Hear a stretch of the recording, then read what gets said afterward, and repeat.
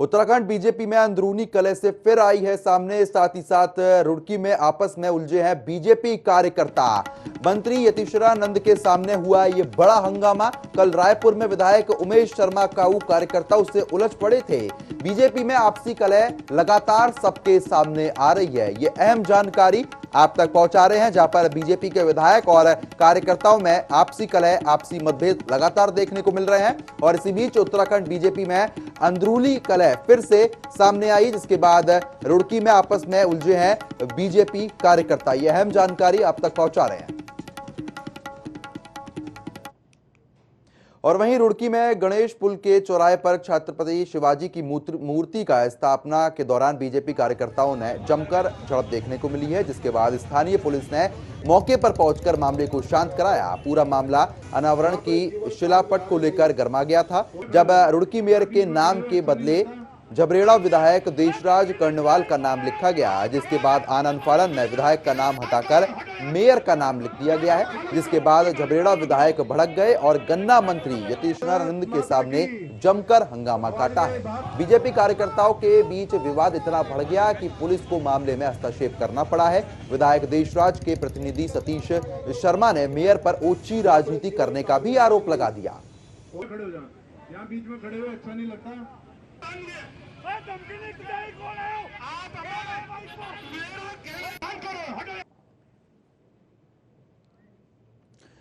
तो ये दो तस्वीरें आप तक पहुंचा रहे हैं। पहली तस्वीर रायपुर की है और दूसरी तस्वीर रुड़की की पहुंचा रहे हैं, जहां पर आपसी मतभेद बीजेपी के नेता और कार्यकर्ताओं में देखने को मिल रहा है। साथ ही साथ 2022 का विधानसभा चुनाव नजदीक आ गया है। अगर ऐसे में इसी तरीके के बर्ताव यहां पर किया जाएगा, जहां पर एक विधायक द्वारा भी कल शब्दों का प्रयोग किया गया था, जहां पर उन्होंने साफ तौर पर बोला था कि आप अपनी औकात में रहें। इस शब्दों का प्रयोग कहां तक सही है, यह बड़ा सवाल उठता है। ऐसे में बीजेपी में कैसी राजनीति चल रही है, यह बड़ा सवाल है। दो बड़ी तस्वीरें आप तक पहुंचाई जा रही हैं।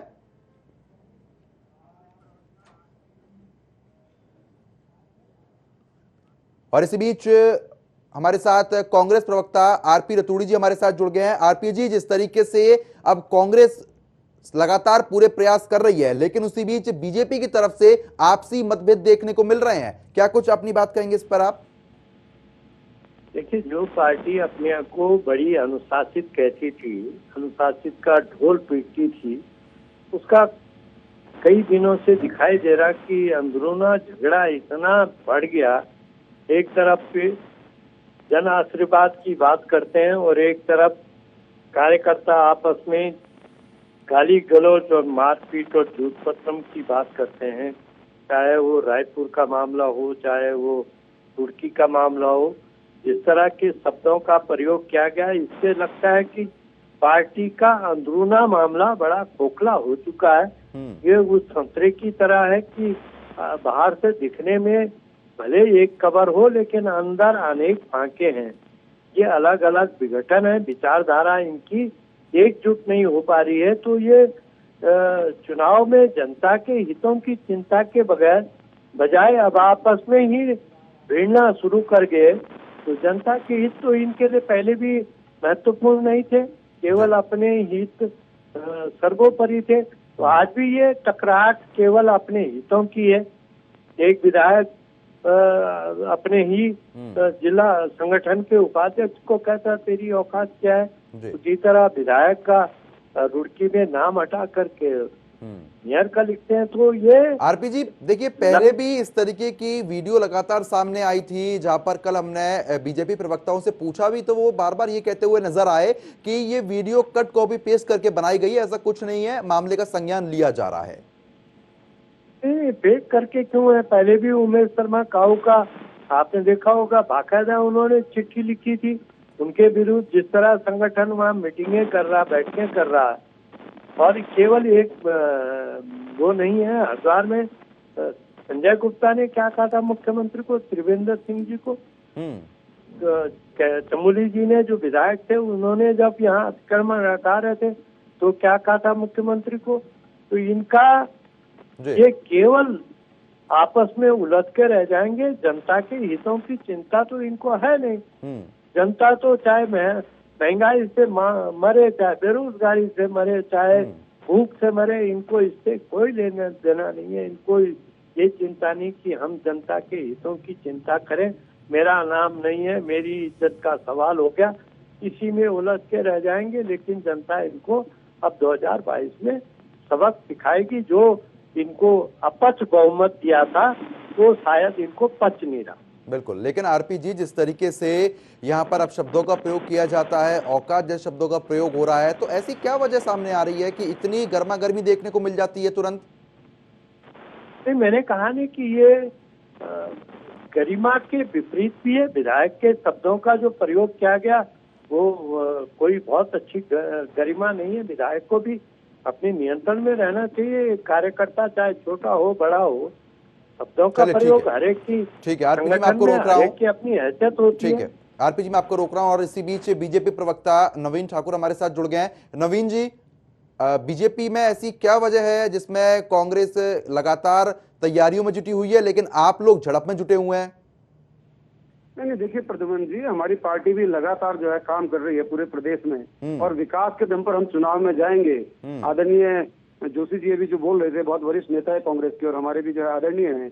लेकिन आप देखिए पिछले 4.5 साल से कांग्रेस जो है रटे रटाए जुमले जो है प्रयोग कर रही है। महंगाई की मार हो गई, भ्रष्टाचार हो गया। जब हमने 17 में गद्दी संभाली तो इस प्रदेश का क्या हाल था। उसके बाद कांग्रेस ने 6 महीने बाद ये आरोप लगाना शुरू कर दिए थे, मनगढ़ंत आरोप भारतीय जनता पार्टी पर। लेकिन 1 साल बीता, 1.5 साल बीता, 2 साल बीता, जब लोकसभा के चुनाव आए तब कांग्रेस यही रोक। ठीक है नवीन जी, वो पुरानी बातें हैं, लेकिन अभी इस वीडियो को लेकर हम बात कर रहे हैं जहां पर आपके विधायक के द्वारा कल भी अपशब्द का इस्तेमाल किया गया था। हम इसको लेकर बातचीत कर रहे हैं ना, ऐसी क्या नौबत है? एक विधायक जिसे पद पे आदमी बैठा हुआ शोभा देता है क्या उसको? संवादहीनता के कारण जो है ये प्रकरण हुआ, और उसके बावजूद भारतीय जनता पार्टी संगठन ने इसका संज्ञान लिया है। हमने कल भी कहा था, आज भी कह रहे हैं कि पार्टी में बिल्कुल भी अनुशासनहीनता बर्दाश्त नहीं की जाएगी, और भारतीय जनता पार्टी एक अनुशासित पार्टी है। इसमें जिस किसी ने अनुशासन तोड़ने की कोशिश की, हमने उसको जो है उसका जो है सजा मिली है। और कोई भी बड़ा से बड़ा पदाधिकारी हो, विधायक हो, कार्यकर्ता हो, अगर पार्टी की गरिमा को ठेस पहुंचाने का काम किया है तो माननीय प्रदेश अध्यक्ष जी के पास ये मामला पहुंच गया है, और जांच के बाद जो भी इसमें जो है दोषी पाया जाएगा उसके खिलाफ सख्त से सख्त कार्रवाई करेंगे। ठीक है आरपी जी, कार्रवाई करने का आश्वासन यहाँ पर दिया जा रहा है, लेकिन ऐसी नौबत ही क्यों आ रही है? देखिए मृत्युंजय जी, आज तक किस पे कार्रवाई हुई? इससे पहले भी कई बार इन्होंने कहा हमने संज्ञान ले लिया और हमने नोटिस बताइए जरा चैंपियन साहब पर और कर्णवाल पर क्या कार्रवाई हुई। उमेश शर्मा काऊ ने पहले भी इस खुला विरोध किया था, चिट्ठी लिखी थी, क्या कार्रवाई हुई। और कल और आज का जो प्रकरण है, ये सवाल एक का नहीं है। उधर कुमाऊं की तरफ से भी कई विधायकों ने अपने सरकार पर आरोप लगाए थे। क्या हुआ उनका? मंत्रिमंडल में उनको और विस्तार मिलकर के कैबिनेट दे दिया गया। रेखा जी ने खुद आरोप लगाया था अपनी सरकार के अधिकारी पर। चौपाल साहब ने भी अपने अधिकारी पर भ्रष्टाचार के आरोप लगाए थे। ठीक है, तो ये लीपापोती की बात करते हैं, बजाय इसके की कार्रवाई करें, कार्रवाई नहीं करते हैं। ये मैंने तो आज तक कोई कार्रवाई देखी नहीं कि इतने कई लोगों ने शायद अनुशासनहीनता की, लेकिन कार्रवाई तो कुछ हुई नहीं। ठीक है, लेकिन नवीन जी, जिस तरीके से कल भी देखा गया, आज भी देखा गया, अगर ऐसे में जब एक विधायक इस तरीके के शब्दों का प्रयोग करता है तो जनता के साथ कैसा बर्ताव रहता होगा जब कार्यकर्ताओं के साथ ऐसा बर्ताव है? नहीं, देखिए जनता ही उमेश काऊ को जिताकर भेजती है, और मैंने कहा कि संवादहीनता के कारण ऐसा हुआ। कांग्रेस का जो आज यहाँ पर जो आदरणीय मथुरा जोशी जी भारतीय जनता पार्टी के विषय में बात कर रहे हैं, तो मेरा तो निवेदन है कि कृपया जो है दूसरे के घर में झांकने की बजाय अपने संगठन में झांके, अपने गिरेबान में झांके। आप देखिए कांग्रेस की तो एक बैठक भी सिर फुटबॉल के नहीं बढ़ती, कुर्सियां टूटती हैं। अभी जब इनके प्रदेश अध्यक्ष आए तो पुलिस को लाठीचार्ज करना पड़ा। तो फुटबॉल सिर फुटबॉल कांग्रेस में है, टूट कांग्रेस में है। भारतीय जनता पार्टी अनुशासित पार्टी है, और इसमें किसी ने भी अगर अनुशासनहीनता की है तो उसको जो है सख्त कार्रवाई का सामना करना पड़ा, और सबको अनुशासन में रहना पड़ेगा। ये हमारा सख्त संदेश पहले से ही है, और अब भी हमने जो है कल बहुत सख्त संदेश दे दिया अपने कार्यकर्ताओं को और पदाधिकारियों को। ठीक है, आरपी रतूड़ी जी साफ तौर पर कह रहे हैं नवीन जी की पहले कांग्रेस अपने गिरेबान में झांके, उसके बाद दूसरे पर इल्जाम लगाए। देखिए, मैं तो धन्यवाद आपको देता हूँ जिन्होंने डिबेट रखी, जिनका ये विषय है। इसके बाद भी इनको विचारों को अपनी कमी नहीं दिखती है, इनको केवल कांग्रेस दिखता है। तो भैया खुश हो जाओ, इसी तरह गाली गलौज करते रहो, जनता देख रही है। अपने कार्यकर्ताओं को अभी तो केवल औकात दिखा रहे हो, कल मारपीट भी कर दो तो जनता आपको अपने आप सबक सिखाए। हमें क्या कहना, आप आरोप हमको लगाने के बजाय अगर आप इस चैनल पर कहते कि कल तक सख्त कार्रवाई हो जाएगी तो मैं मानता। वो कांग्रेस पर आ रहे हैं। अरे आरोप आप पे हैं, आपके दो जगह कार्यकर्ताओं की और विधायकों की भिड़ंत हो रही है और आप कांग्रेस पर आरोपित कर रहे हैं। सवाल कांग्रेस ने थोड़ी आरोप लगाया, ये तो स्वयं विषय इनके विधायकों ने दिया जिन्होंने अब तक की, जिन्होंने गाली गलौज किया। ठीक है ये कोई नवीन जी, कांग्रेस के साथ थोड़ी हुआ। ठीक है ठीक है नवीन जी, जिस तरीके से 2022 का इलेक्शन बहुत पास आ गया है, कहीं ना कहीं विधायकों के मन में कोई शंका तो नहीं है जिसके चलते फ्रस्ट्रेशन सामने आ रही है? नहीं, बिल्कुल कोई शंका नहीं है प्रद्युम्न जी।